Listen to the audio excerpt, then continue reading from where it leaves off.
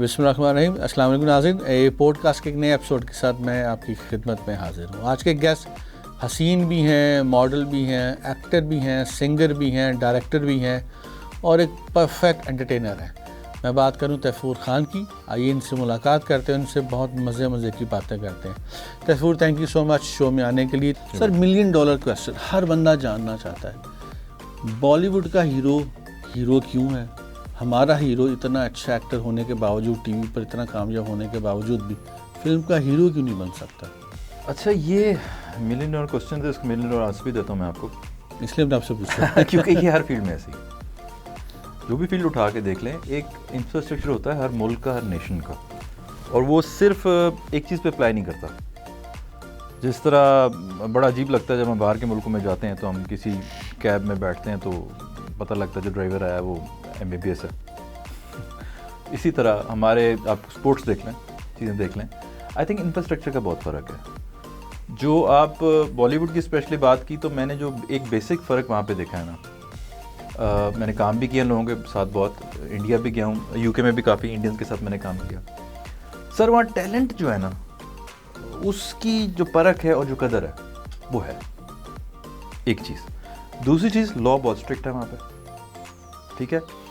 अब जो हम हालात देखते हैं, आपको पता ही है वहाँ पे जिस तरह की पॉलिटिक्स हो रही है, रिलीजन पे बेस्ड है, लेकिन फिर भी आपके टॉप के जो हीरो हैं वो सारे मुसलमान हैं, ठीक है। तो इसका मतलब है कि वहाँ पर एक नंबर 1 के उनका जो टैलेंट को परखने का सिस्टम है वो रिलीजन, कास्ट, इससे ऊपर है। सर, बिजनेस है, सिर्फ बिजनेस है और कदर है। कदर है। बिजनेस तो है ही, बिजनेस तो देखें आप किसी भी अपने लोगों से भी कर सकते हैं। कदर वाकई है, मतलब वो आप यकीन माने कि आप, मैं यहाँ कितना सा काम किया मैंने, 20-25 साल काम, तो मैंने थोड़ा सा काम UK में किया, इंडियंस थे वहाँ पे, कुछ वहाँ के लोग थे, तो वो आपको आपकी बाकायदा इज्जत करते हैं आपके काम की, ये नहीं कि आपकी शोहरत कितनी है, काम की वजह से। इसकी वजह ये है, इसी का रिजल्ट ये है कि उनके पास नवाजुद्दीन सिद्दीकी भी है, अगर उनके पास शाहरुख है तो इरफान खान भी है, नवाजुद्दीन सिद्दीकी भी है, ठीक है। इस तरह के बहुत सारे एक्टर्स हैं, ठीक है। अगर आप ग्लैमरस हीरोइंस की बात करते हैं तो तब वो भी है, ठीक है। हमारे पास क्या है? अच्छा, मेरा यही सवाल था कि एक अजीब सा फ़र्क देखा है, हमारा को जब एक्टर हिट होता है तो वो आपको एड्स में भी नज़र आएगा, डॉक्यूमेंट्री में भी, होस्टिंग में भी, टीवी में भी और फिल्म में भी। उनके यहाँ ऐसा नहीं होता। तो होता भी है, खैर होता भी है। फिल्म का अगर एक हीरो है तो वो फिल्म करते हुए नज़र आता है ज़्यादातर। तो क्या नुकसान होता है हमारे यहाँ जब एक एक्टर सब कुछ करने लग जाता है? सर, नुकसान नहीं है, सर्वाइवल है। नहीं, बिजनेस का प्रॉब्लम नहीं, सर्वाइवल, बिजनेस नहीं, जिंदा रहने का मसला है। अब मैं आपको एक एग्जांपल देता हूँ, बड़े कैलकुलेटिव बात कर लेते हैं। एक अच्छा एक्टर साल की 1 या 2 फिल्में कर लेगा, ठीक है। आपके टॉप के एक्टर फिल्म का कितना पैसा ले लेंगे? अगर हम डिस्कस नहीं करना चाहते, आप उनको कैलकुलेट भी कर लेना। अच्छी फिल्म मिसाल की एक करता है हर हीरो, ठीक है, 50 लाख ले लेगा यार। आज से 10 साल पहले शान मेरा ख्याल $1 मिलियन लेता था, जो सबसे बड़ा था, ठीक है। चले आज 50 कर लें, 60 कर लें, 70 कर लें, उसको आप 12 से ज़रूरत तो दें, आपका तो घर का किराया, बिजली का बिल नहीं निकलता, फिर आप क्या हीरो की बात कर रहे हैं? ऐसे यही होता है ना कि शाम को आप बैठे होते हैं तो 8 बजे आप खाना खाने बैठे हैं तो आपका टॉप का हीरो, टॉप को हीरोइन आपको कुमोट साफ करके दिखाते हैं, ये देखें। अच्छा, इसका कसूर क्या, इसकी एक रीज़न ये हो सकती है, कहा जा सकता है कि फिल्में इतनी ज़्यादा डिस्ट्रीब्यूट नहीं होती? नहीं, डिस्ट्रीब्यूट देखें, वही फिल्में अगर इंडियन पंजाबी डिस्ट्रीब्यूट होती हैं तो ठीक हो जाती हैं, उसमें तो सेम प्लेटफॉर्म है, सब एक्टर भी हमारे हैं, क्यों वो क्यों बिजनेस पे? सर, आपने चूँकि रिसेंटली वहाँ पर प्रोडक्शन भी कर, जी, तो बताइए ज़रा डिटेल में। ये नहीं, बहुत फ़र्क है। आप मिसाल के तौर पे, मैं कोई नेगेटिव बात करना नहीं चाहता कि पॉडकास्ट पे ना बड़ा फैशन आया नेगेटिव बात करने का, आप मशहूर हो जाइए, आप ये करते, तो मेरी कोशिश होती है कि बड़ी तरीके से बात अपनी कन्विंस की जाए। आप जिन एक्टर्स की बात कर रहे हैं, मैं उनके साथ काम किया वहाँ पे, and they are praised like anything over there. आपका स्टेज का आर्टिस्ट UK में ऐसे है कि अगर आपने फिल्म में डाली, आपकी फिल्म वहाँ बिक गई। आपने पिछले 25 साल में क्या दिया अपने स्टेज के आर्टिस्ट? आप बताएं ना, मैं आप पूरी कॉम से जवाब देता हूँ। हमने तो उनको टीवी पे नहीं लाया जब तक ये टॉक शोज, ये जो हस्बेहाल टाइप शो थे, उससे पहले तो बेचारों का खाना पूरा नहीं होता, और ऐसा स्टेज करते। और मैं बचपन से फैन हूँ इनका, बचपन से। कि जब मुझे टाइम मिलता था ना तो मैं वो लगा के बैठ जाता, केबल पे लगता था, तो घर वाले कहते क्या लगा के बैठ जाते हो? मैंने कहा यार इनसे बड़े एक्टर ही कोई नहीं दुनिया में। मैंने कपिल शर्मा को मैंने कहते हुए सुना कि नसीम विकी से मैंने बहुत कुछ सीखा है। सर ये बहुत छोटी बात है, मैं अक्षय कुमार ने इतना कुछ सीखा है। अक्षय कुमार ने कॉमेडी करनी स्टार्ट यहाँ से देख के की, हम लोग नहीं करते यार। हमारे बहुत मसाइल है, हमारा एक मसला नहीं है एज अ नेशन। हमारा फाइनेंशियल, इकोनॉमिकल, जात पात, कास्ट, रीजन, रिलीजन, ये बहुत मसाइल है। उसमें हम इतने खुबे हुए हैं कि वो टैलेंट आ सकता ही नहीं है बाहर। सर हमारे ड्रामे कुछ अरसे से काफ़ी सुनने में आते, मैं एज ए बीइंग ओवरसीज़ में जाना चाहता हूँ कि कहा जाता है जी हमारे ड्रामे बहुत बिजनेस करते हैं, बहुत बड़ी प्रोडक्शंस हैं। हाँ, फिल्में इतनी अच्छी नहीं होती क्योंकि हम फिल्में जो हैं वो टीवी के राइटर से लिखवाते हैं, टीवी के डायरेक्टर से बनाते हैं। वो इसलिए कि आपके पास है नहीं ना, है ही नहीं आपके पास, आप कहाँ से लाएंगे? अब फिर इंडिया की एग्जांपल लेते हैं, वहाँ पे एक नया चेहरा आता है ना, तो वो पता नहीं कितने साल की ट्रेनिंग लेके आया होता है। डांस स्कूल्स हैं, एक्टिंग स्कूल्स हैं, NST हैं, ये हैं, वो हैं, उन्होंने पता नहीं छोटी छोटी कितनी चीज़ें करने के बाद वो फिल्म करता है, तो फ्रेश चेहरा होता है। आप फ्रेश चेहरा लेके आएंगे तो उसको आता ही कुछ नहीं होगा। देखिए इट्स एक आर्ट के साथ ये स्किल तो है ना यार। तुम फ्रेश चेहरा किस बेस पर लेके आते हैं? हमारा इस बेस पे आता है कि यार वो टीवी पे चलता है, उसकी थोड़ी सी ट्रेनिंग होगी होती है, थोड़ा सा नोन हो जाता है, तो उसको हम उठा के फिल्म में ले आते हैं। मैं आपको पर्सनली भी जानता हूँ, आपकी ट्रेनिंग हुई, आप सिंगर थे, फिर आपकी ट्रेनिंग हुई, आप म्यूज़िक डायरेक्टर थे, मैंने आपको देखा, आप क्रिएटिव आदमी थे, आप टेक्निकल आदमी भी हैं। तो उसके बाद बाद में आपने ड्रामा में एक्टिंग शुरू की, पहले आप ये सब कुछ कर चुके थे। तो एक आदमी, मैं कहना असल में ये चाहता, हमारे यहाँ पिछले कुछ अरसे से टिकटॉक से क्यों स्टार्स उठाए जाते हैं? भाई है नहीं ना प्लेटफॉर्म। मैं आपको सर तो नॉन सीरियस प्लेटफॉर्म है टिकटॉक। बिल्कुल, तो इसीलिए आपका काम भी नॉन सीरियस हो गया। तो ये काम भी नॉन सीरियस, यहाँ पर फिर तो इसका मतलब इंडस्ट्री जो है वो तो फिर बिल्कुल यूनिक है। वो क्या बनेगा इसकी इंडस्ट्री का? आपके सामने रिजल्ट्स। अब देखें, मैं आपको एग्जांपल देता हूँ कि मैं बैठा सोच रहा था, खुद से बात कर रहा था कि यार हम सोशल मीडिया हम वहाँ उस जगह ले आए कि जहाँ पर आपका सबसे मशहूर सिंगर शाहद फतेह अली, इसको माने या ना माने, मशहूर है, शोहरत की बात करें, आपके सबसे मशहूर जो दानिश्वर कह लें, लिखारी कह लें, पता ही लग गया होगा आपको। जी बिल्कुल। और मैं वो किसी की बात नहीं सुन सकते, वो बदतमीजी कर जाते हैं, गालियां दे जाते हैं। मैं ऐड करना चाहूँगा, वो आपकी तो कॉलीग है कि हमारी सबसे मशहूर एक्ट्रेस वो है जिसने टिकटॉक बनाया था कि ये मैं हूँ, ये मेरी फैमिली है। उसको लक्सस्टाइल अवार्ड मिल गया, पार्टी हो रही, उसको लक्सस्टाइल अवार्ड मिल गया। तो फिर लक्सस्टाइल अवार्ड की जो जगह है वो आपको पहले ही समझ आ जानी चाहिए, आज से पहले भी यही थी। तैफूर, जो आप जैसे लोग हैं जिन्होंने लाइफ दी, अपनी टाइम दिया है, एक सेक्रीफाइसेस हैं, फैमिली को टाइम नहीं दिया, क्योंकि खुद विटनेस हूँ कि जो एनी थी उसको आपने ना सिर्फ लॉन्च किया बल्कि वो बनाया, मैंने वो वीडियो देखा हुआ है। तो यार ये जो जिन लोगों की इतनी कॉन्ट्रीब्यूशंस हैं वो उसको कोई देखने वाला नहीं। देखिए मैं आपको एक बात बताता हूँ, दो चीज़ें, एक तो कोई किसी को नहीं बनाता, मेरा ये मानना है, ठीक है, बट आपने रिस्क लिया ना अपने बंदे के साथ। इसलिए किया कि मुझे भाई वो काम मुझे करना था, टू बी वेरी ऑनेस्ट, मुझे वो चीज़ बड़ी बनानी थी, तो उससे मुझे जो चीज़ें चाहिए थी वो उन्होंने प्रोवाइड कर दी, तो एक कॉम्बिनेशन, इट्स अ कॉम्बिनेशन, ठीक है। आप मेरे साथ बैठे, मैं आपके साथ बैठा हूँ, तो हम दोनों का इसमें एक म्यूचुअल फायदा है, तो हम उसको फायदा उठा रहे हैं। कल को अगर इसमें मैं ज़्यादा हिट हो जाता हूँ, आप ज़्यादा, तो हम कल को ये नहीं कहते कि ठीक है, ऐसा ही, ठीक है, वो मेरा काम था, काम है और काम रहेगा, उस चीज़ को तो मैं कभी कंसिडर नहीं करता। हाँ, और दूसरी बात, देखें जो मर्जी हो जाए, इन दी एंड इट्स अ बिजनेस, आपको अपनी चीज़ें खुद ही देखनी है। कोई इस मुल्क में किसके लिए आता है भाई? अभी उन दिनों यार मुझे बड़ा दुख हुआ, हमारे वो सब बड़े सीनियर आर्टिस्ट और मेरे बड़े प्यारे, क्योंकि मेरी पर्सनल 3 प्रोडक्शन में, तीनों में उन्होंने काम किया, और उनकी मेरी गपशप बड़ी होती थी, और बड़े कैलकुलेटेड और बड़े मज़ेदार आदमी हैं, बड़े मुनासिब आदमी। तो उनसे मुझे उनसे याद आया, वो कहते हैं कि मैं उनसे बातें करता था ना, तो मुझे 2-3 एक तो बातें कहते, यार कहते तेनों ये गल्ला दसदा कौन है? कहते इस उम्र में तुझे बातें पता कैसे लगी हैं? मैंने कहा जी खुदा की कसम किसी ने बताई, मैंने सीखी, रगड़ा खा के जो है ना उसमें। कहते यार मैंने 65 में आके सीखी है, तू आज बता रहा है। मैंने कहा तो ज़माना तेज़ हो गया। तो उनकी मैंने देखी, वीडियो आई, बहुत तकलीफ हुई, और ये ऐसा नहीं है, वो इतने कैलकुलेटिव आदमी है कि उन्होंने अपनी रिटायरमेंट वगैरह हर चीज़ प्लान की हुई थी कि ये इस तरह होगा।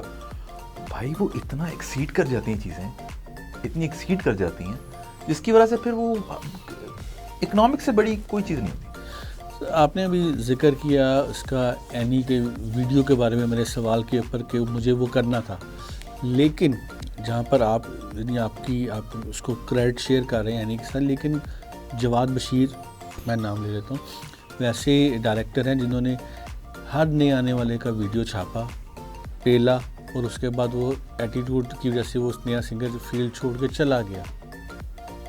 ऐसा भी था? मैं ऐसा शायद ना कहूँ, क्योंकि मैं जानता, हालांकि उनके मेरे डायरेक्टर बनने की वजह भी वही है।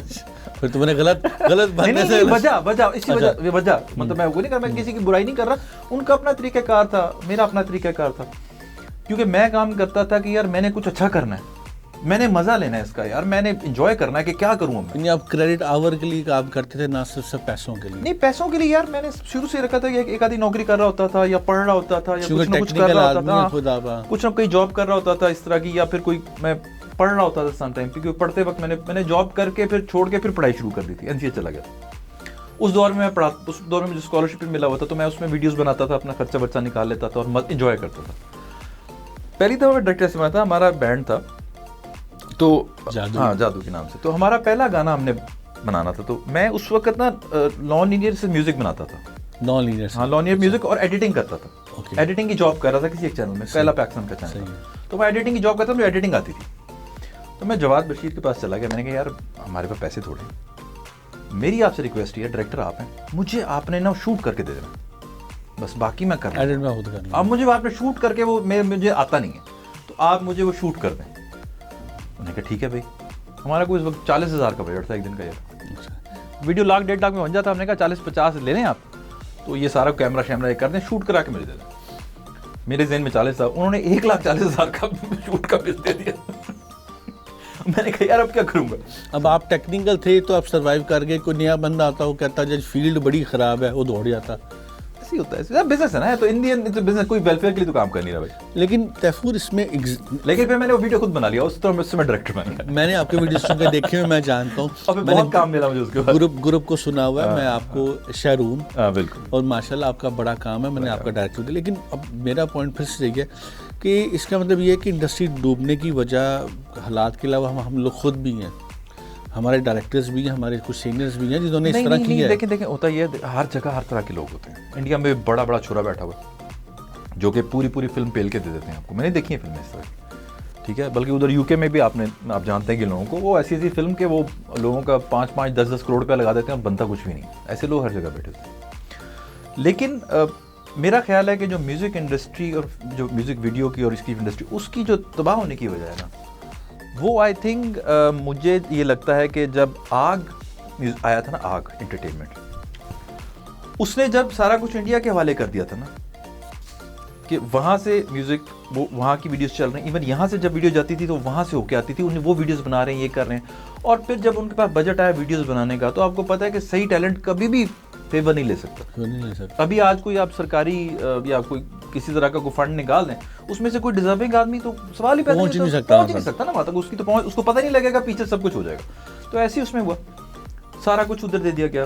अब यहाँ पर वीडियो एवरेज बनती थी 2 लाख, 2.5 लाख, 3 लाख, बहुत बड़ी कोई बना लेगा ब्रांड तो 25 लाख की बना लेगी। खमाज बनी थी उस जमाने में जो बहुत 20-25 लाख की बन जाती थी। और वहाँ वीडियो स्टार्ट जो है वो इंडियन 30 लाख, जो कि हमारे उस वक्त 70-80 लाख स्टार्ट वहाँ से होती थी, स्टार्ट। फिर उनके पास ग्लैमर, उसके पास सेंसर की पॉलिसी नहीं है। जब आप उसके साथ उसको खड़ा कर देते हैं ना, तो वो फिर नहीं बचता, वो तबाह हो गया, उसके बाद खत्म हो गया। उसके बाद कोई म्यूजिक डायरेक्टर नहीं बचा, कोई आपके पास डायरेक्टर नहीं बचा। हालांकि उस दौर में मैं आपको आर्टिस्ट के नाम जो आज तक चल रहे हैं, आतिफ, अली जफर, जवाद, इब्रार, हुमैरा, शफकत अमाना, सब उस दौर में है, सब उस दौर में, सारे बैंड्स आए, ठीक है, स्ट्रिंग्स आया, ये आया हुआ है।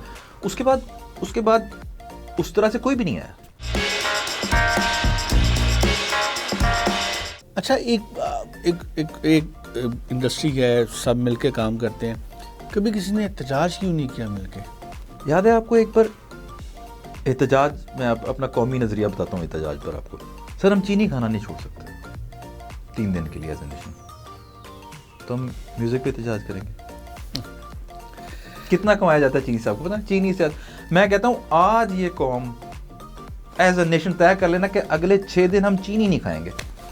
आप यकीन माने सड़क पे पड़ी होगी चीनी खाने के लिए, और हम उस रेट पे लेते हैं, लेकिन हम नहीं कर सकते, हम साथ नहीं देते, हमें सिखाया ही नहीं गया, हमें एक जगह पे इकट्ठा ही नहीं किया गया, हमारा तो सिस्टम ही बनाया गया जो कि आपके बांट के रखे, डिवाइड एंड रूल, खुशी से हम इसमें आते। पहले बहुत सारी थी, अब तो ये सोशल मीडिया की वजह से सेगमेंटेशन बहुत हो गई ना, सेगमेंटेशन हमने इतनी कर दी है कि इनका स्टार कोई और है, इनका कोई और है, इनका कोई, आपका कोई और है, मेरा कोई और है, आपका कोई और है, ठीक है।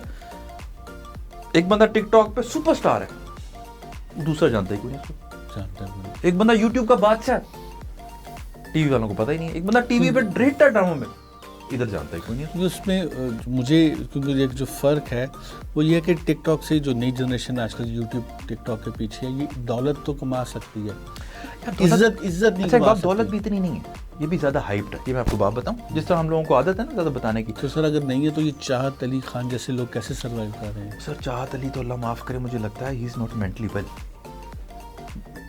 you know that. लेकिन आपको पता है कि जिस स्केल पर पहुंच शफकत अमानत का बयान था, उसने कहा ये कौम क्या कर रही है हमारे सर साथ? आप इसको छोड़ दे सर, मैं आपको बताऊं, ये मार्केटिंग कंपनीज के सैंपल्स होते हैं।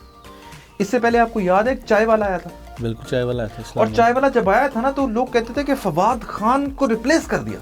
अबे अल्लाह को मानो यार, अल्लाह से डर तो जाओ यार, फवाद खान का 25-30 साल का रगड़ा है भाई, मैंने देखा इसको जेट एंड बॉन्ड में 2500-3000 में काम करते हुए यार, बैंड है, एक्टिंग है, करियर है, मॉडलिंग, सो मेनी ड्रामा है, टीवी है, क्या नहीं है भाई, उसने तो हमसफर से लोगों ने उसको देखा है ना, हम तो उसको 1998 से जानते हैं। बैंड से आप एग्जैक्टली, बैंड में कितना ईपी बट और वो इकट्ठे होते थे, उसमें रगड़ा खाया, फिर देन एक्टिंग की, देन पता नहीं क्या क्या किया, कैसे सरवाइव किया, कैसे किया, और उसके बाद इतना स्किल किया, इंडिया तक पहुंचा, इंडिया में मनवाया। आप वाली बात कि इंडिया वाले लोग पूछते हैं, तो जब इंडिया गए, इंडिया वालों ने सर पर बिठा लिया, बिल्कुल सर बिठा, अवार्ड शो की एंकरिंग में आ गया, यानी कि ये आखिरी दर्जा किसी भी। सर एज एन आर्टिस्ट जब हम वहाँ जाते हैं ना, ये मैं आपको लिख के बात अपनी तजर्बे बता रहा हूँ, जब एज एन आर्टिस्ट आप वहाँ पहुँचते हैं ना, उनको एक बात पता होती है कि इस मुल्क से निकल को नहीं सकता, अगर कोई निकल आया ना तो वाकई बहुत ज़बरदस्त होगा, इसकी इज्जत करो, क्योंकि हम लोग खुद टांगे खींचते हैं। मैं यहाँ पर एक बड़ा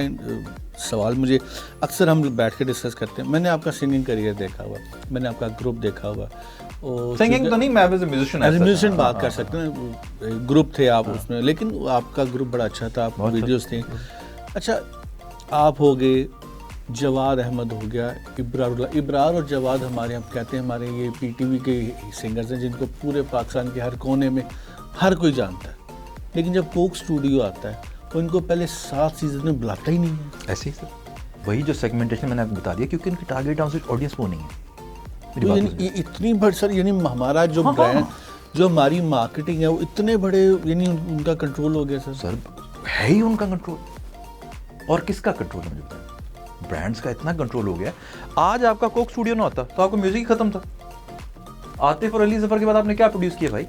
लेकिन क्या अगर आज कोक स्टूडियो ना होता तो बहुत से बेसुरे सिंगर जो सुन रहे हैं शायद वो भी ना सुनने को मिलते? नहीं, ऐसी बात नहीं, ऐसी बात, हाँ शायद कोई भी सुनने को ना मिलता, फिर सब उसमें शामिल। हाँ, लेकिन मैं देखें, फिर उनकी बात है, देखें एक बात होती है, ईमानदारी और सच्चाई जो होती है ना, वो कभी छुपती नहीं है, उसको रगड़ा लगेगा, उसको मार लगेगी, उसको तकलीफ होगी, उसको प्रॉब्लम होगी, और डेफिनेटली होंगी, और हमारे मुल्क में बहुत ज़्यादा होंगी, तो बहुत रोका जाएगा आपको। अगर आप अच्छे हैं तो आपकी तो ऐसी की तैसी फेर दी जाएगी, लेकिन जब आप उससे निकलेंगे ना तो कोई पकड़ नहीं सकेगा आपको। आप प्योर टेक्निकल हैं, टेक्नीशियन है प्योर, और आप उधर से होते हुए अब आप फिल्म्स की तरफ आए हैं, तो ये बताइए क्या टीवी से फिल्म में आने का रीज़न अपना पैशन था कि फिल्म बनानी है, या कि यार ये ड्रामा में वो रहा नहीं कि मुझे फिल्म की तरफ जाना है?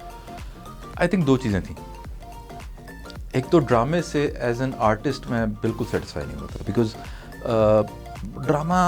ड्रामे की भी बुराई नहीं करना चाहता, क्योंकि मैंने उससे जो बहुत कमाया है, अल्लाह ने इज्जत दी है, सब कुछ दिया है, और मतलब मैंने बहुत सारे काम किए हैं ज़िंदगी में, जैसे म्यूज़िक भी है, डायरेक्शन भी है, प्रोडक्शन भी है, लेकिन मैंने सबसे अनविलिंगली एक्टिंग की है। मैं एक्टिंग में ज़बरदस्ती लाया गया, ये भी आपको बताओ, कोई मुझे शौक नहीं था, एक्सीडेंटली आया, उसके बाद मुझे इसमें पैसे मिलने लगे तो मैंने करना शुरू कर दी, और वो 4-5 साल के शॉर्ट स्पैन ने जितनी इज्जत मुझे उस काम ने दी वो किसी काम ने पहले नहीं दी, जितनी रिकग्निशन दी, तो मैं बड़ी इज्जत करता हूँ। लेकिन अनफॉर्चुनेटली मुझे कहना पड़ रहा है कि अब मेरे घर में जब ड्रामा लगा होता है ना 7 बजे शुरू होता है और 10 बजे तक शुरू होता है, तो वो टाइम होता है कि आप लाउंज में आके खाना वाना खाते हैं, देखते हैं। भाई मैं 7 बजे हम लोग चाय पीते हैं और 9 साढ़े 9 हमारे घर खाना लग जाता है। तो उस दरमियान जब आप आते हैं तो 7 बजे एक औरत रो रही होती है और 10 बजे खाना खाने आते हैं वही औरत दूसरे चैनल पर रो रही होती है। मतलब मैं चाहते हुए भी नहीं देख पाता, चाहते हुए भी नहीं देख पाता। आप अपने इर्द गिर्द सिवाय एक हाउसवाइफ के किसी से पूछ लें, कोई ड्रामा नहीं देख सकता। उसमें से एक अच्छा नहीं, ये बात नहीं कर सारे, लेकिन जो देखिए ना होता है कि मतलब यार हमारे गाने सारे बकवास हैं, लेकिन उसमें से एक आधा अच्छा निकल आता है। जो अच्छे ड्रामे हैं वो बहुत अच्छे होते हैं, बहुत अच्छे होते हैं। ठीक है। लेकिन जो हमारे ड्रामे का रुख हो गया ना, हमारे रिलेटिव्स अमेरिका से आते हैं ना, 4-5 साल बाद जो कोई हमारे कजन्स वगैरह आते हैं, कहते हैं यार हमें तो वहाँ लगता है जैसे औरत को तो आपने ज़बह कर दिया होगा यहाँ पे। मतलब औरतें तो यहाँ पे कोड़े पड़ रहे होंगे उनको, सिगरेटें लगा रहे होंगे शोहर उनको, इधर तो औरतें यशियाँ कर रही हैं, तो मुँह नहीं, सारा दिन बाजार में फिरती हैं, पार्लर फिरती हैं, ना कपड़े धोती हैं ना बर्तन धोती हैं। यशी अमेरिका में हमारी यशी नहीं, अमेरिका में काम आपको करना पता पड़ता है। यस, अमेरिका में आपको बाहर काम करना पड़ता है, अपने घर का भी काम करना पड़ता है, बाहर काम करके आके भी घर में बर्तन भी धो भी। तो वो तो कहते हैं यार तेरा लिविंग इन हेवन। और हमें वहाँ ये लगता है कि यहाँ की औरत तो पता नहीं उसको मतलब एक कोड़ा पकड़ा होगा शौहर ने और वो कहता होगा नाश्ता लो, और नाश्ता लो, हालांकि बीवी ने पकड़ा होता कोड़ा नाश्ता टाइम पे होता है। इतनी बड़ी इंडस्ट्री के एक ज़माने में हमारा तूती बोलता था ड्रामों का, इतने बड़े राइटर, कुछ ऐसे भी राइटर हैं जो बहुत बड़े हैं, जो ऐसे भी हैं कुछ कहते हैं हम बहुत बड़े हैं। दोनों सूरतों के राइटर इतना आसानी से इंडियन कल्चर कॉपी कर लेते, इतना आसानी से उनकी स्टोरियाँ छापी जा रही। सर जब सेठ और ब्रेड आया ना किसी भी काम में, ठीक है, होता ये दुनिया में जहां भी तरक्की होती है ना, आप चाहे आर्ट ले लें या वो ले लें, कोई भी चीज़ ले लें, उसमें एक सेटअप होता है। मैं आपको समझाता हूँ कि सबसे पहले सबसे ऊपर रेट किया जाता है जो सोचने वाला इंसान होता है, थिंक टैंक, ठीक है। उसके बाद बात आती है मैन्युफैक्चरर की, ये बनेगा कैसे। उसके बाद बात आती है कि ये अब बेचना कैसे। उसके बाद बात आती है कि इसका बिजनेस कैसे जनरेट करना है, ठीक है। ऐसे हायरार्की बनती है। तुम्हारे उलट है फिर, बिल्कुल उलट है, बिल्कुल एग्जैक्टली उलट। सबसे ऊपर बेचने वाला आता है, फिर बनाने वाला आता है, और सबसे नीचे सोचने वाला आता है। इसीलिए हम कुछ नया सोच नहीं सकते। क्यों हम लोग नहीं करते? जो आपका यहाँ से ब्रेन निकलता है दुनिया में तबाही फेर देता है, यहाँ क्यों नहीं कर सकता। मैं उस दिन एक वीडियो देख रहा था, मुझे लगा झूठ बोल रहा है, लेकिन मैं फिर कंफर्म की, यार एक इधर फ्रंटियर केपीके या इस नॉर्थ पंजाब में कहीं एक 16 साल के लड़के ने सुजुकी मेहरान अपनी वीडियो गेम के रिमोट से चला ली है। हाँ, मैंने वो रिपोर्ट देखी थी, वो ठीक थी, सही कह रहे। कहाँ है वो? Nobody knows। एक बंदे ने, लेकिन वो पार्टी हो रही है, को सब जानते हैं। अच्छा, ये एल्गोरिथम वाली कहानी जो है, ये एल्गोरिथम कौन डिजाइन कर रहा है? चाइना में ये नहीं आता। चाइना में आप देखें तो वो जो गाड़ी चलाने वाला बच्चा है सबसे ऊपर हीरो होता है। और क्यों आपने पता है अमेरिका कितने केस कर रहा है, कितनी कोशिश कर रहा है कि टिकटॉक बैन हो जाए अमेरिका में, आपको पता ही है। तो ये एल्गोरिथम बड़ी जबरदस्त चीज़ है। मैं कहीं पढ़ रहा था, बल्कि मैं होता है ज़िंदगी में जब आप सीखते हैं, जब मतलब आप जब प्रॉब्लम्स आती हैं ना तभी सीखते हैं। तो मैं बैठा यही कहीं से मुझे पढ़ा था मैंने कि देख रहा था कि यार आपकी ज़िंदगी के एल्गोरिथम बहुत इंपॉर्टेंट है, कि आपको सुबह से शाम तक क्या आपके हमारे दिमाग में सुबह खोल के फ़ोन आता क्या है भाई, फलाना इधर घूम रहा है, फलाना इधर घूम रहा है, उसने ये कर दिया, उसने वो कपड़े पहन लिए, उसने ये कर लिया, उसने वो कर लिया, ये कह रहा है, वो फ्रस्ट्रेशन ही है। आपका क्या लेना है इसका? ऐसा हमारे हीरोज़ बदल गए हुए हैं बिल्कुल। इसका कितना नुकसान हो रहा है आने वाली जनरेशन को। सर वो जिस तरह शफकत भाई ने कहा था इंटरव्यू में कि आपकी आने वाली नस्लें रोएंगी कि जब आपका बच्चा मेहनत करके चाहत फतेह अली खान बनेगा।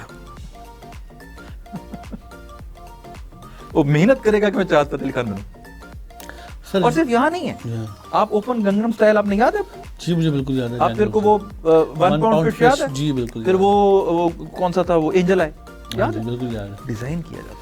लेकिन लेकिन उसमें एक फ़र्क है, वो जो 1 पाउंड फिश या जो गैंगनम स्टाइल था, ये सारे वो थे जो नॉन प्रोफेशनल सिंगर की लिस्ट में थे। सर वो यहाँ पे थे ना, आपको क्या था अपने मुल्क में वो चाहत फतेह अली से पड़े हो ना। अच्छा उसमें, लेकिन अच्छा आपके ख्याल में यूट्यूब ने और यूट्यूब की आज़ादी ने और हुकूमत की नालायकी ने इंडस्ट्री को कितना नुकसान पहुंचाया?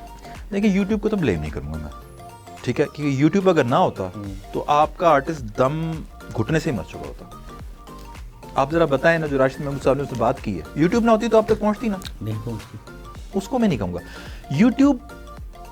देखिए फिर वही बात है, ओवरऑल सोशल मीडिया आप इस पे, बाकी ओवरऑल टिकटॉक सोशल सारा इंस्टा। टिकटॉक तो मुझे समझ नहीं आती, टिकटॉक तो मुझे समझ नहीं आती ना, कि मैं क्यों लड़के लड़कियों को नाचता हुआ देखूं क्लिप्स पे, क्या ऐसा है उसमें? एक आपकी इंफॉर्मेटिव चीज भी मजाक में आ रही है। एक वक्त था कि आपका मजाक में भी इंटेलेक्चुअल होता था। आप 50-50 देखें, 50-50। आप नरवर मकसूद साहब के प्रोग्राम देखें, उनकी जो बात क्लिप वो थे ना उस वक्त के 20 साल पुराने, वो आज रेलेवेंट है। आज लगा दे तो लगेगा अभी शूट हुआ, ये भी शूट हुआ है, सही कह रहे हैं आप। ठीक है, बस ऐसे ही डिक्लाइन की तरफ हर चीज डिक्लाइन की तरफ। ब्रेक लगेगी इसको सर? कुछ ड्रामा उठेगा कभी, कुछ होगा, कुछ बनेगा?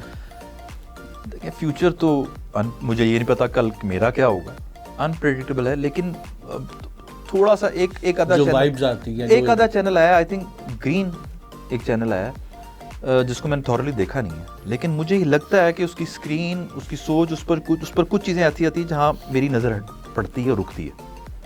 As an artist, as a technician भी, और एज अ नॉर्मल पाकिस्तानी भी उस पर थोड़ा सा रुकता हूँ मैं कि यार ये क्या बात कर रहा है। बात ये बाकी चैनल तो ये बात नहीं कर रहे, मुझे अच्छी लग रही है, दूसरों से फ़र्क लग रहा है। ठीक है, अब वो भेड़ चाल ऐसी होगी, बाकी चैनल में कंपटीशन इतना हो गया।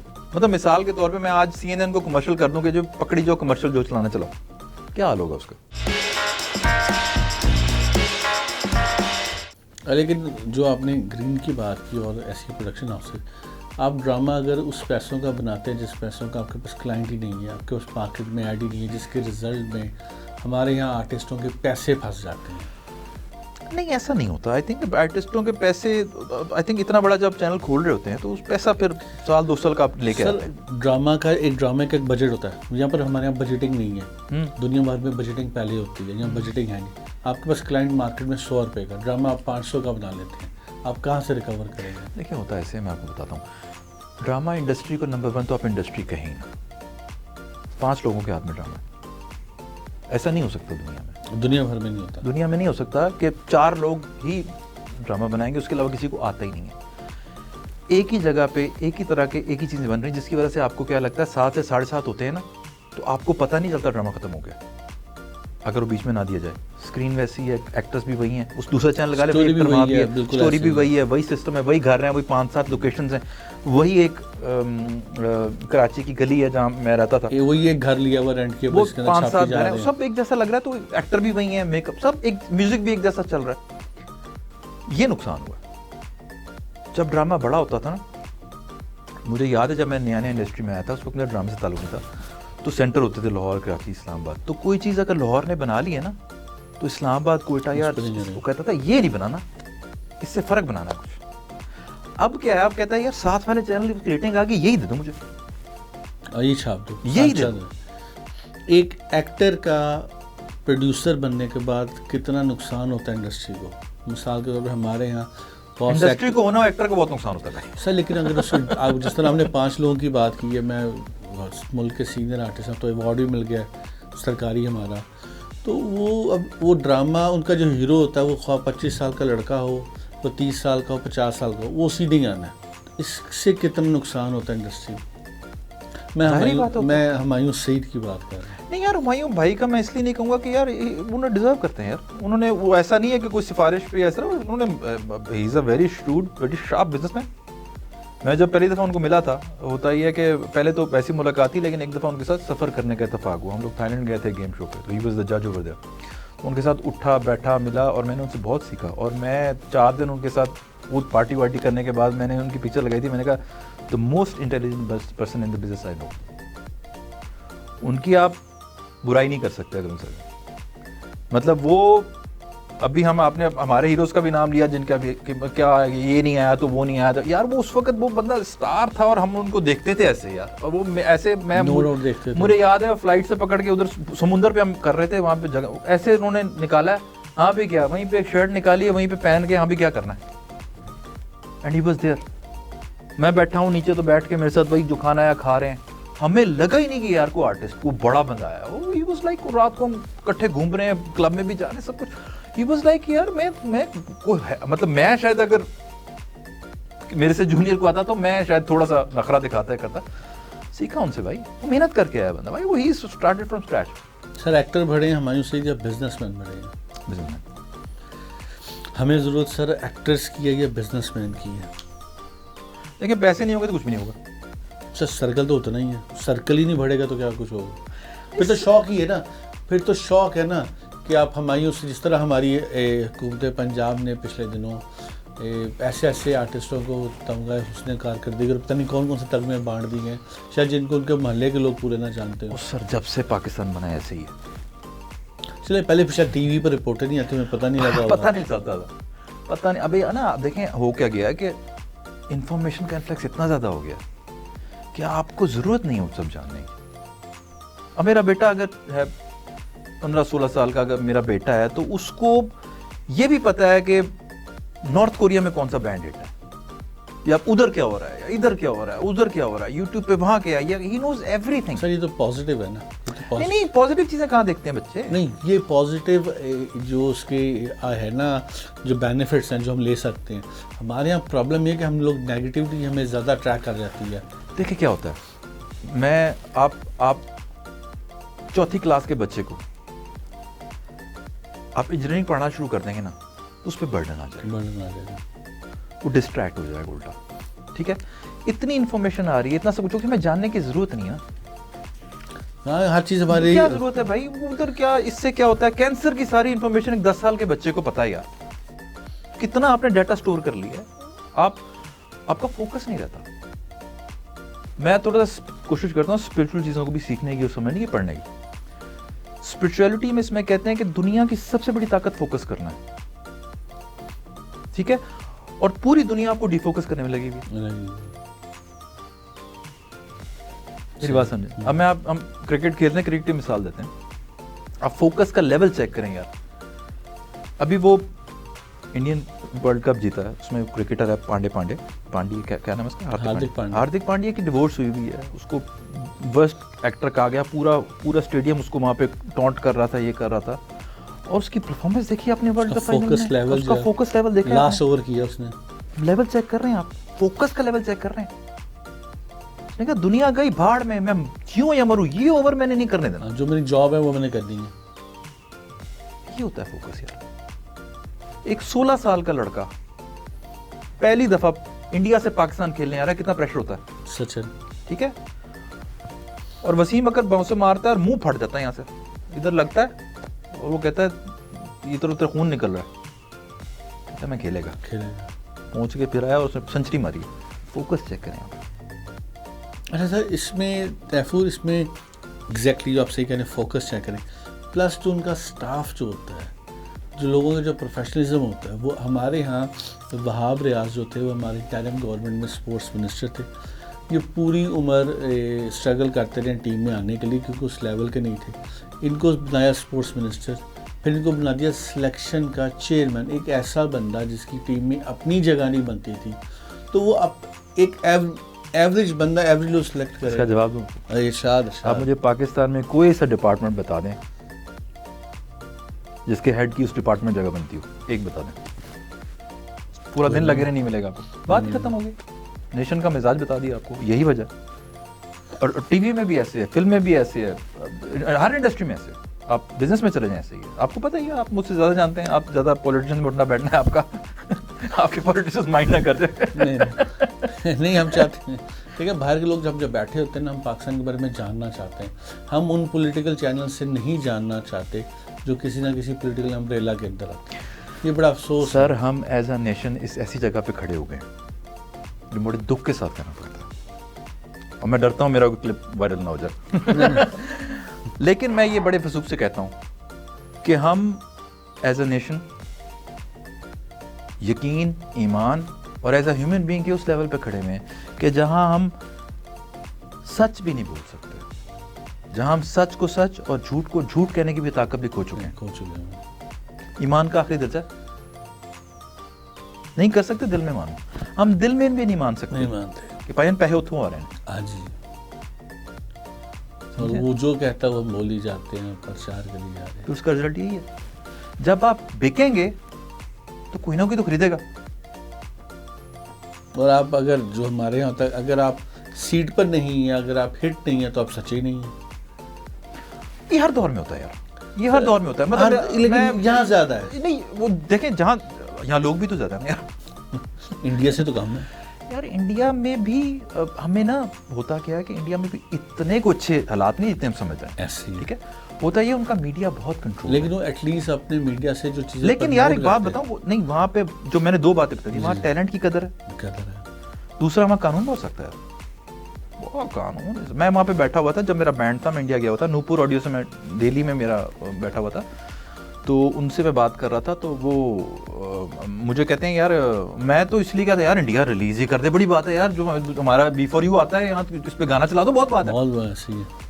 तो मुझे कहते हैं यार कि कॉन्ट्रैक्ट में आपकी रॉयल्टी कितनी लिखूं, मैं हंसने लग गया। ये आप कैसा मजाक कर रहे हैं? मैं कहा रॉयल्टी किसने देनी है, जितनी मर्जी लिख दें, मैं आपने मुझे मेरा गाना चला दें बस, रॉयल्टी क्योंकि हमारा रॉयल्टी तो यहाँ कॉन्सेप्ट ही नहीं था ना कि रॉयल्टी देगा। कहते यार आप रॉयल्टी नहीं ले रहे, मैं कहा मिलेगी।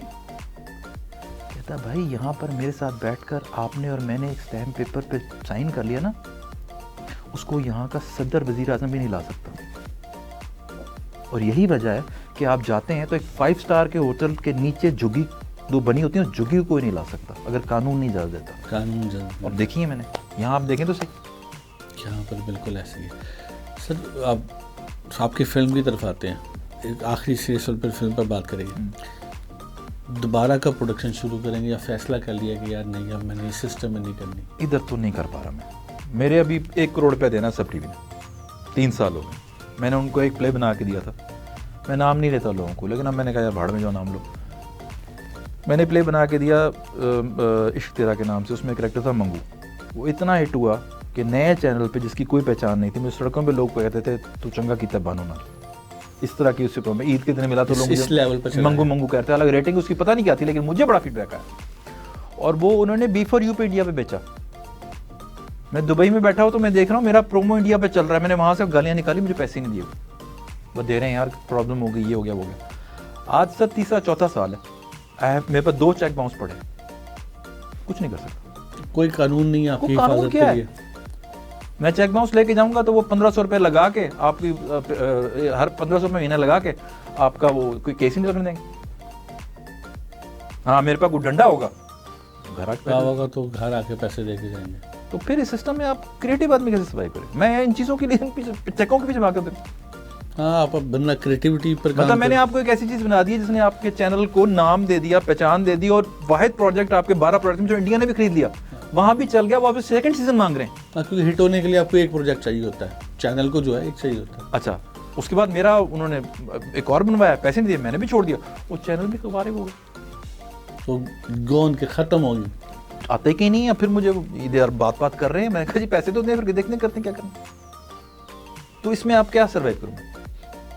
बाकी आप चैनल्स की बात करते हैं तो वो तो एक फैक्ट्री है कि भाई आप एक शेफ बुलवाते हैं, उससे कहते हैं कि यार नमक इतना डालना है, मिर्च इतनी डालनी है, टमाटर इतने डालने हैं, लहसुन इतना डालना है और खाना बनाना है। यार मैं क्या करने हैं? उसके मतलब आप डायरेक्टर्स की जगह प्रोडक्शन मैनेजर काम करते हैं?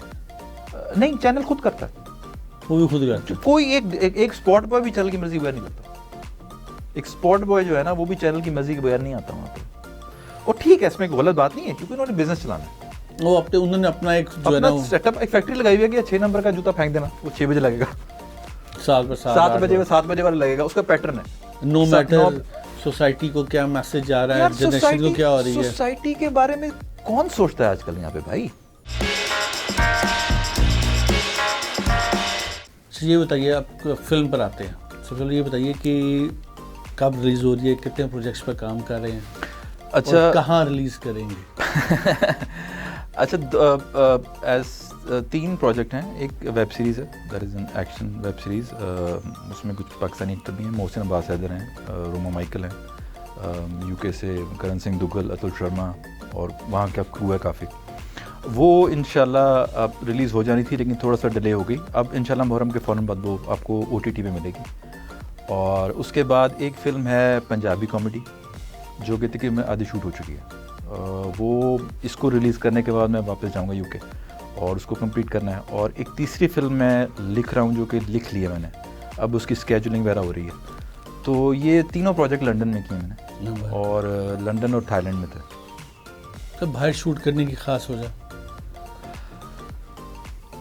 एक तो मज़ा बड़ा आता है, हाँ, इस पर कोई पहली शक बात, टू बी वेरी ऑनेस्ट, ठीक है, और सैर की सैर हो जाती है। दूसरा ये कि मैं शुरू से जब मैंने काम शुरू किया ना, तो मैंने उस नियत से नहीं किया कि यार ये हो रहा है तो मैंने ये करना है, तो इसलिए मैंने इतने पैसे कमाने हैं तो ये करना है, ठीक है। मेरा जो पहला नहीं दूसरा प्ले था, जब मैंने पहला एक बना के पीटीवी को बेच दिया था, 100 एपिसोड चल गए, तो उसके बाद मैंने कहा यार ये मैं कुछ मज़ेदार करना चाहता हूँ, वो भी डिफरेंट था। तो मैंने एक स्क्रिप्ट लिखा बेवजह के नाम से।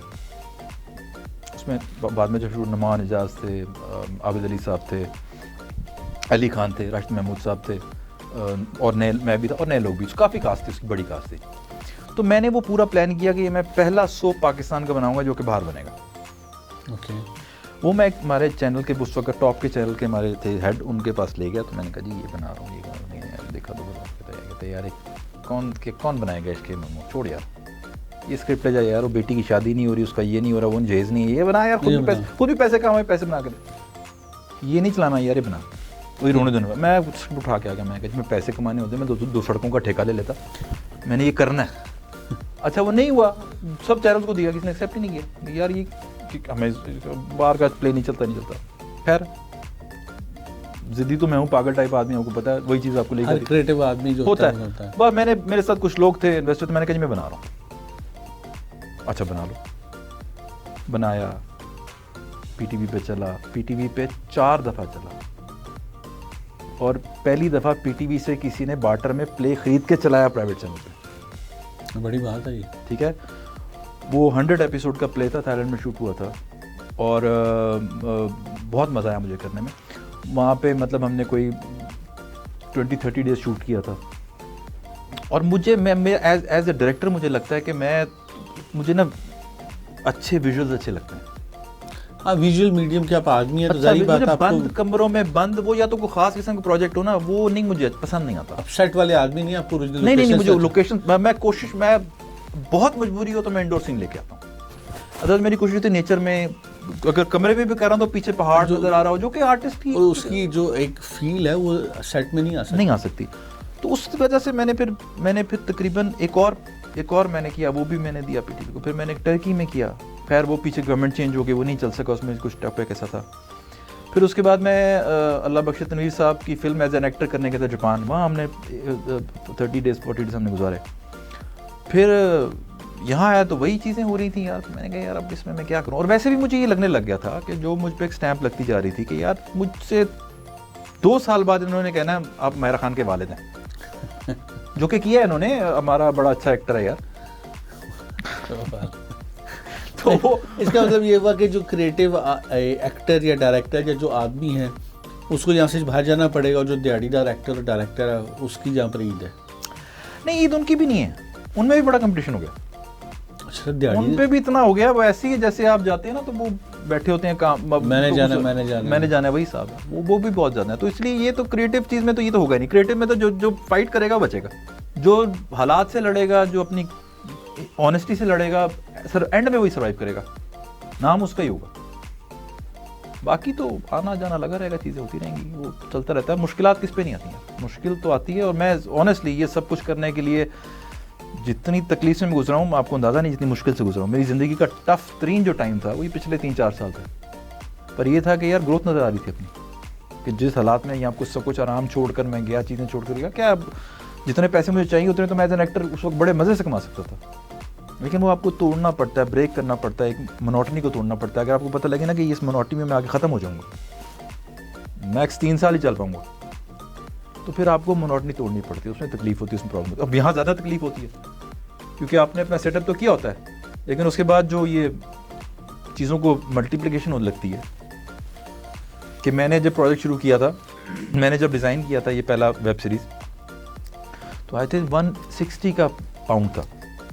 तो मैं बजट बना के बैठा हुआ, जब मैं करने का 370 का था, जिससे वो प्रॉब्लम हो गई। मतलब मैंने जब ये अभी इसका एक्सपेल करना था इसी वेब सीरीज़ का थाईलैंड में, तो थाईलैंड का टिकट 80-85 का बड़े आराम से हंस के मिल जाता है, 80-40 80-75 यार 240 का टिकट एक ले गया मैं। अब वो बजट हिल गया ना आपका सारा, बजट से आप खत्म हो गया, आउट हो गया। और खैर वो किया, सर्वाइव किया उसमें। मेरे अब काफ़ी मुझे प्रॉब्लम नहीं, रोक तो नहीं सकते काम, सफ़र करना पड़ा है, सफ़र करना पड़ा, चीज़ों को प्रॉब्लम करनी पड़ी। और फिर कोविड के बाद आपको पता है वैसे ही चीज़ें सारी स्लो थी, बहुत ऐसे ही, तो बड़ा मुश्किल हुआ। और जब मैं यहाँ से लंदन जाके मैंने काम शुरू किया तो रहने के लिए बहुत आइडियल हालात भी नहीं थे मेरे, बड़ी मुश्किल में रहा मैं, कपड़े शपड़े धोए अपने, सफाइयाँ शफाइयाँ की। लेकिन ये होता है कि फिर इन दी एंड जब आप अपना काम देखते हैं ना कि यार ये मैंने ओके हो गया, मज़ा आ गया, भूल गया सब। मतलब वो अगर वो करके मैं ये यहाँ तक पहुँचा हूँ ना तो मैं दोबारा करने को तैयार हूँ। डायरेक्टर की सेटिस्फेक्शन जो है वो सब चीज़ें भुला देती है। बिल्कुल ऐसी है। सर आखिरी 2 सवाल, सिंगर म्यूज़िक पाकिस्तान में बहुत ख़त्म होता जा रहा है, इसकी वजह सोशल मीडिया पर नॉन सीरियस किस्म के लोगों का आगे आना है या चैनल्स का बंद हो जाना है? चैनल्स का बंद होना, स्पोर्ट ख़त्म हो जाना। सर लास्ट सवाल, आजकल हमारे बहुत से एक्टर्स सोशल मीडिया पर भी हैं, आते हैं, अच्छा बहुत अरसे से कहा, बहुत से एक्टर्स ये कह रहे हैं, नुमान एजाज हैं और उससे मुसीम का नाम उसी में पास हैं, और उन्होंने बहुत से लोगों ने कहा कि अगर हम इस वक्त भी किसी चैनल के चेयरमैन होते या हमारे पास ड्रामे का कंट्रोल होता तो हम ये सब ड्रामे बैन कर देते। आपको ये स्टेटमेंट लगती है या आपको लगता है कि भाई इस वक्त वाकई ये सब कुछ एक बार जो है ना ये दोबारा से बनाने की ज़रूरत है, ये सब राइटर्स ख़त्म करने, नहीं मॉडिफाई करने की ज़रूरत है, मॉडिफाई करने की बिल्कुल ज़रूरत है। उसकी वजह ये है कि देखें सर, अच्छा मैं आपसे एक सवाल पूछता, स्टोरी तो मॉडिफाई नहीं, मैं आपसे एक सवाल पूछता हूँ, आप किसी से भी पूछ लें, आप पूरे स्टाफ को बुला के पूछ लें या अपने आप घर में आप बेटे से पूछें, आपका बेटा है 8 से 15-16 साल का, वो क्या देख सकता है हमारे टीवी पे? मुझे एक चीज़ बता दें। मेरे बेटे ने कहा था कि आप पाकिस्तान की खबरें कार्टून जैसी लगती हैं। ड्रामा देखना ही उसने गवारा नहीं किया, खबरें कार्टून से लग रही हैं। आप दे क्या रहे हैं कौम को यार, आप दिखा क्या रहे हैं कौम को? और ऐसा नहीं होता, एक बुलबुले आता था वो भी पता नहीं आ रहा है कि नहीं आ रहा। आप यकीन करें, मैं आपको बताऊं, मैं जब सुबह नाश्ता वाश्ता करने बैठता हूँ 9-10 बजे, तो वो मैं टीवी नहीं देख पाता, ठीक है, खबरें मैं देखता ही नहीं, पाकिस्तानी कोई न्यूज़ चैनल मेरे उसमें है ही नहीं, सब बंद है, मैंने बंद किए हैं। वो नीचे आता हूँ तो लगता है उसमें अभी भी एक जियो का पुराना चैनल है, उस पर वो लगा होता है नादानियाँ, मैं हिल नहीं सकता, मैं हिल नहीं सकता। It makes me feel good, मुझे अच्छा लगता है। मेरी आप लिस्ट जाके देंगे तो उसमें सारे लाइट कॉमेडी या इंग्लिश सेक्शन में आज भी फ्रेंड्स को गुजरे हुए पता नहीं सदियां बीत गई, मुझे लगता है सदियां हो गई हैं, ठीक है। वो आज लगता है, वो लगता है अभी बना है, अभी इतना फ्रेशनेस, अभी बना है, स्क्रिप्ट के अंदर इतनी जान है। मुझे कोई ड्रामा बता दें आप इस वक्त जो 3 साल पहले बना हो आज देख सकें, आज का नहीं देख पाते हम लोग। वो कह रहा है कि प्रोड्यूसर तो कुछ चक्कर ही नहीं, प्रोड्यूसर कौन है भाई? चैनल है, चैनल एक स्क्रिप्ट देता है, एक बंदे को कहता है यार आधे पैसे आप लगाएं, ये डायरेक्टर है, ये असिस्टेंट डायरेक्टर है, ये राइटर है, ये एक्टर है, ये लोकेशन है, ये जगह है, ये ऑस्टी है, ये है, बना के लिए। प्रोड्यूसर कहाँ पे रह गया? उसको कॉन्सेप्ट ही नहीं है, यानी इसमें तो डायरेक्टर का भी कॉन्सेप्ट है, कोई कॉन्सेप्ट कोई नहीं, कोई भी नहीं है। इसीलिए देख लें आप, बड़े से बड़ा प्ले बनता है, डायरेक्टर को क्रेडिट नहीं मिलता। इसका मतलब हम भी कोई एक टिकटॉक बनाए कि ये मैं पहले आपको याद है एक प्ले हिट होता था, उसका डायरेक्टर होता था यार। मैंने आपकी जब प्रोग्राम की रिसर्च हो रही तो अपनी रिसर्चर को कहा, उसको आपका नाम नहीं मालूम था, मैंने उसको कहा कि ये फ़लाँ है, कहते तस्वीर दिखाएं, वो आपके किसी करैक्टर का नाम ले रही थी, कहती नहीं इसका नाम तैफूर है ही नहीं, ये तो वो बंदा है। That's an honour. तो ये उस ड्रामे की बात है जिस वक्त जो ड्रामे अच्छे बनते हैं। मैं अल्हम्दुलिल्लाह इस बात से बड़ा सेटिस्फाइड हूँ कि मैंने कम काम किया, ठीक है, मैंने जो किया है वो जो किया है, मैं आज भी देखता हूँ तो मुझे शर्मिंदगी नहीं, जो किया वो बड़ा बहुत अच्छा किया, अल्हम्दुलिल्लाह बड़ा अच्छा किया है। और फिर आप देखें जब अब रिवर्स देखते हैं तो आप कहते हैं कि यार मैंने ये यहाँ क्या किया, यहाँ क्या किया, यहाँ क्या किया, यार ये पता नहीं क्यों किया। फिर जब आज मैं जब बैठता हूँ और जब मैं एक कागज़ पेंसिल पकड़ता हूँ और उस पर लिखना शुरू करता हूँ और फिर एंड तक उसको जब स्क्रीन पे उस चीज़ को देखता हूँ और मैं देखता हूँ कि यार मैंने ये लिख ली, मैंने इसको कास्ट कर लिया, मैंने इसको डायरेक्ट कर लिया, मैंने इसमें एक्टिंग कर ली, मैंने इसको एडिट कर लिया, मैंने इसका म्यूज़िक बना लिया, मैंने ये भी कर लिया, मैंने प्रोडक्शन भी कर ली, मैंने वहाँ जाके सस्ता भी बना लिया। तो मैं कहता हूँ यार ये इसी वजह से बनाया कि ये सब कुछ सारा रगड़ा पिछला था जो वो आपने किया, एक सिस्टम से निकले हुए थे जो सिस्टम अब नहीं है, ठीक है। जिस तरह मैं बहुत बड़ा फ़ैन हूँ एहसन रहीम का, ठीक है, हम सब उनके फ़ैन हैं और बाबा जी बोलते हैं हम तो उनको। तो वो हम जब नए नए फील्ड में म्यूज़िक भी बनाने आए थे ना, तो वो उधर आपको याद है ABC में बनाते थे, वो मेरा 3-4 हज़ार रुपये उनकी सैलरी थी, मुझे बिल्कुल उसमें वो 12 वीडियो महीने की बनाते थे। जी बिल्कुल मुझे ठीक है, बिल्कुल याद है आपको? लेकिन उस बंदे का पैशन देखा था आपने, वो आज भी वैसा ही है। हाँ, मेरी अगर आप मुझसे पूछें तो मैं आपको ये कहूँगा कि वो जो दी लेजेंड ऑफ मौला जट से ज़्यादा बेहतर फिल्म जो थी वो अली ज़फ़र की तीफ़ा थी। आई थिंक तीफ़ा जो है ना वो one of the best films of Pakistan. Yes, technically कोई जंप नहीं हीरो था, प्रॉपर, हीरो प्रॉपर, वो गाना प्रॉपर, ये वो हर चीज़ जो है। और जो आप पहले खुद भी बात कर चुके हैं ओरिजिनल लोकेशंस की, कि एक डायरेक्टर कैसे कैनवस को बनाता है। और वो मैं अभी पिछले दिनों का यही पॉडकास्ट ही देख रहा था, आई थिंक अहमद अली भट्ट का था, तो बताते हैं कि जी चलता चलाता काम चल रहा है, कमर्शियल्स का फुल दिहाड़ियाँ लग रही हैं, फुल मज़े हैं। तो अली ज़फ़र ने कहा इस तरह तो मैं कहता है मैं दफ्तर बंद करके 2 साल के लिए अली ज़फ़र के घर आ गया और बेसमेंट में बैठ के फिल्म। ये कहाँ होता है, ये कहाँ होता है? अगर वो वैसे ना करते तो नहीं बनती, तीफ़ा नहीं बनी। हालांकि उनके पास इतना कमर्शियल का काम था, बहुत काम है। एक ज़माना था कि वो ड्रीम टीम ही हर फिल्म वीडियो बनाती थी, बड़ा काम जो है आप बस यही। और वो भाई वो बंदा रगड़ा खा के आया, मैं रिस्पेक्ट, मैं जिंदगी में ना हर वो शख्स जो नीचे से मेहनत करके ऊपर आया ना, मैं उसकी बड़ी इज्जत करता हूँ। हम दोनों ने बड़ा रगड़ा खाया। तो बिल्कुल आपकी मैं बहुत इज्जत करता हूँ। आपकी तो मैं वैसे भी इज्जत करता हूँ, आपका मेरे दोस्त हैं, लेकिन कई लोग ऐसे हैं जिनको मैं जिससे मैं एज अ पर्सन नफरत करता हूँ, लेकिन मैं उनकी इज्जत फिर भी करता हूँ। मेरा ख्याल हम आखिरी वो 2 लोग हैं उस जनरेशन के जब वो रगड़ा शागिर्दी वो कायम चल रही थी। बिल्कुल होता था। अब तो नहीं, अब यार टाइम्स हैव चेंज्ड, ठीक है। और आप बात आपकी समझ करता हूँ, जो सबसे बड़ा नुकसान सोशल मीडिया का, स्पेशली टिकटॉक की बात में नुकसान क्या हुआ, उसने आपके पूरे पोटेंशियल को निकलने से रोक दिया। ठीक है, आपने किसी की आवाज़ पर, किसी गाने पे ऐसे करके 2 गए और उससे तारीफें ली, लोगों ने आपकी तारीफ कर दी, आप खुश हो गए। सर वो गढ़वी वाले सारे गाने दोबारा जिंदा हो गए आजकल, ठीक है, क्योंकि असल है ही कुछ नहीं, वही चल रहा है, वो बिल्कुल सही कर। ठीक, तो वो उसने ही कर दिया। हालांकि हम जिस तरह से आगे चलते जा रहे हैं होते रहे। मेरे हर इंटरव्यू में उनका अल्लाह बख्श आब्द अली साहब मेरे उस्ताद हैं, हमेशा रहेंगे, मुझे बड़ा सिखाया उन्होंने।